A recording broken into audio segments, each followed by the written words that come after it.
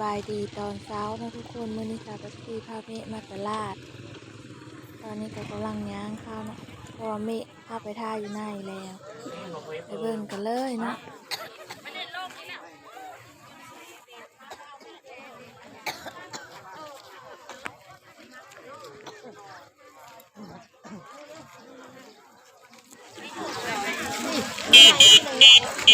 เมฆ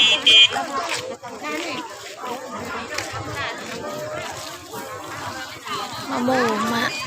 โอ้มันค่ะตาข้าวตลาดก็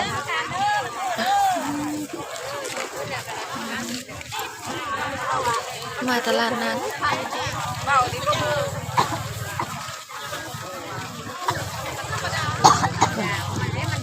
โอ้ไปเลยเมฆนี่นะ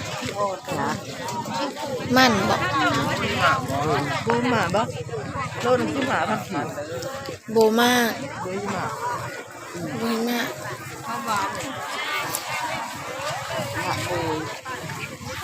ซื้อเหรอ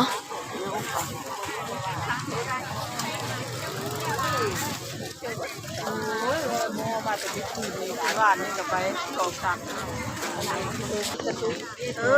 กองที่2กล่อง12,000กองเลือกไปเวลาเอาแล้วว่าบุญจะมาอีเบ้าเมื่ออันนี้นะ12,000มีนะ6,000กองนั้นนะสิโฮเราเมฆซื้อกล้วยน้อยยายเยอะเข้าตลาดเข้าในตลาดมาตลาดนัดพาเพิ่นมาเพิ่นเยอะมากซื้อแล้วน้ำหวานป้าไปซื้อพี่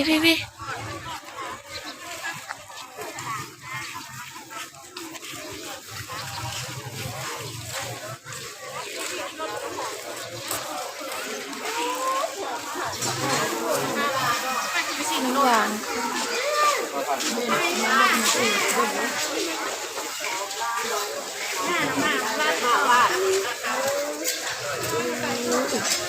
เพาะชื้อมาแล้วเพาะ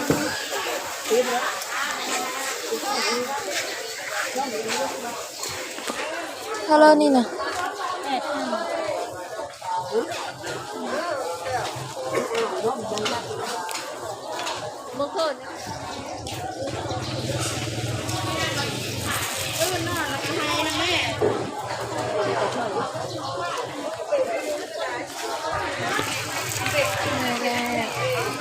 น้ำเมงของหวาน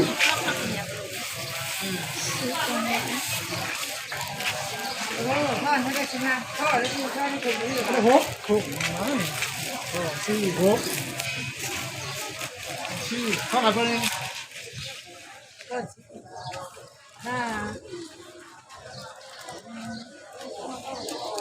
ถ่ายนะเลิศนี่นะ2,000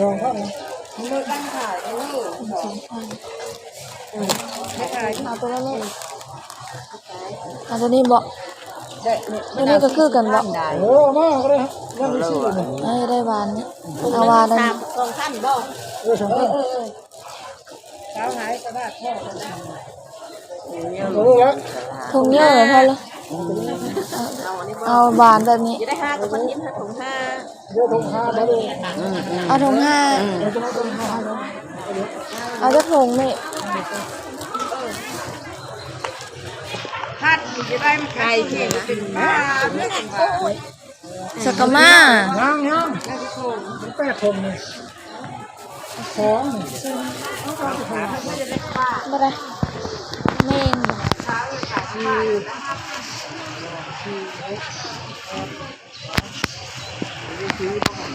าวผัด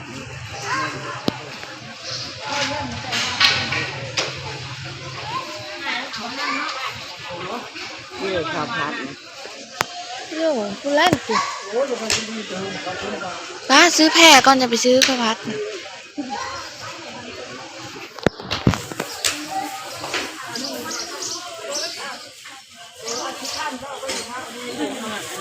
อนนี้ซิมหวานแล้วนี่นะ5,000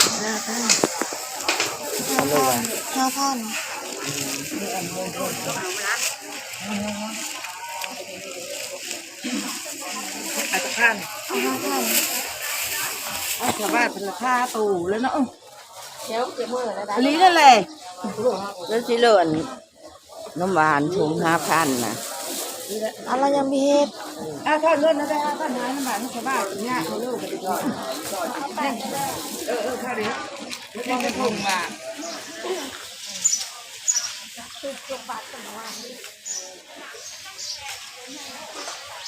ไปดีตรงเฝ้ามาตลาดนัดตลาดนัด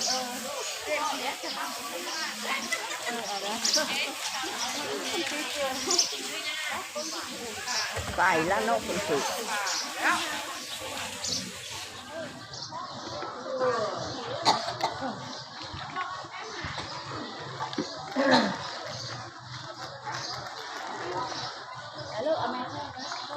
หวานละเอา10,000เอาอันนี้5,000อันนั้น5,000มาบอกนะจังเลย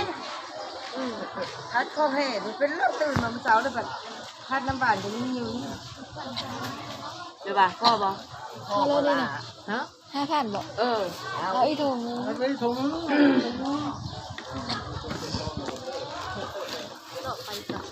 เอาอี3ถุงเลย อ่ะ เดี๋ยวเอามือบริกูนะ สองพันที่6,000ที่ ที่ไปคุณ5,000เนาะ เอาอีก3ถุงบ่แม่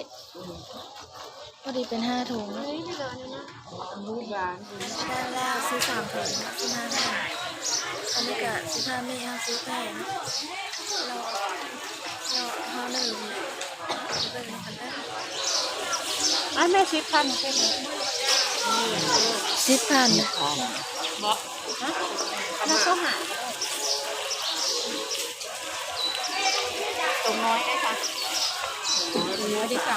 หมด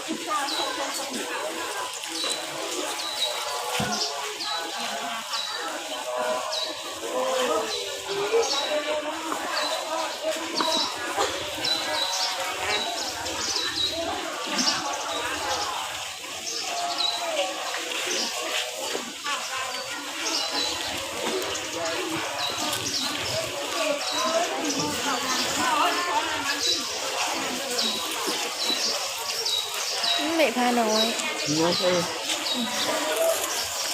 12,000 อันนี้บอก คักอยู่ได้ เจ้าไว้ทำตัวนี้เนาะ เออ นี่กันละ5บ่ เอาอยู่ดอกมันดูสิเอาอยู่ดอกก็จะเอาอ่ะ จะได้อยู่นะ เอาไหมเลิกเอาบ้าง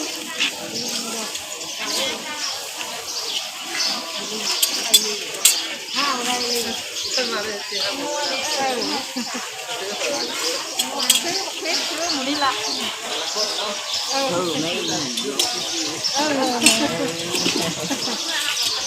มุลไปเนาะ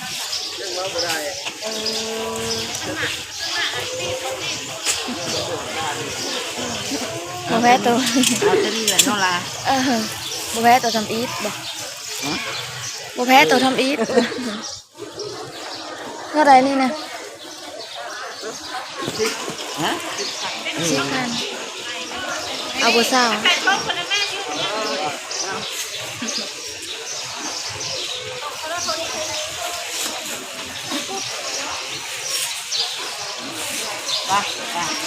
เอาเงินทอนมากว่า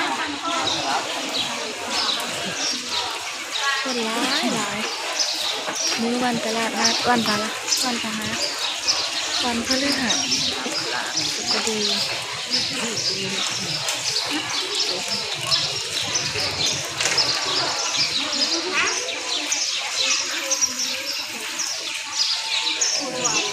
เอาแล้วบ่หวานนะ มาดูดิ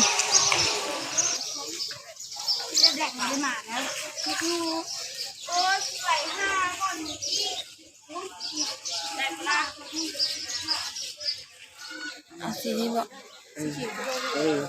เอาพื้น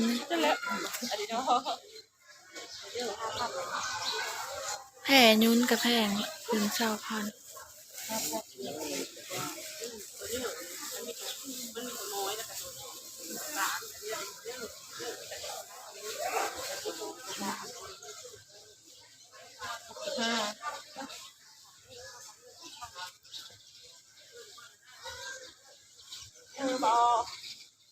แม่จะเฮ็ดพี่เหรอแพร่นะ มันจะไปโชว์แจกเขา แพร่กระมอนไปซอยแจกเขาเออกำลังซีอ้อเนาะ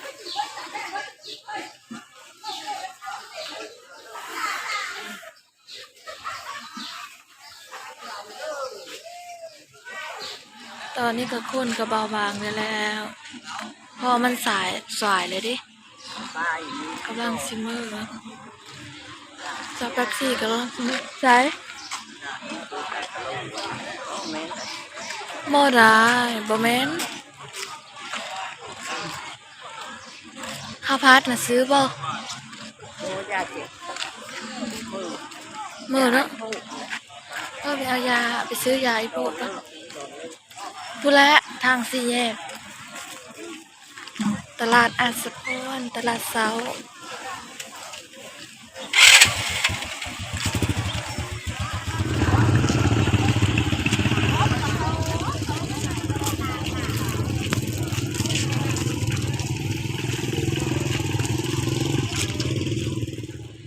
ตอนนี้ก็อยู่ร้านขายยากำลังซิมเมอร์ว่าเมะเมอร์ปะเมะจะมาแพ้แล้วก็โกย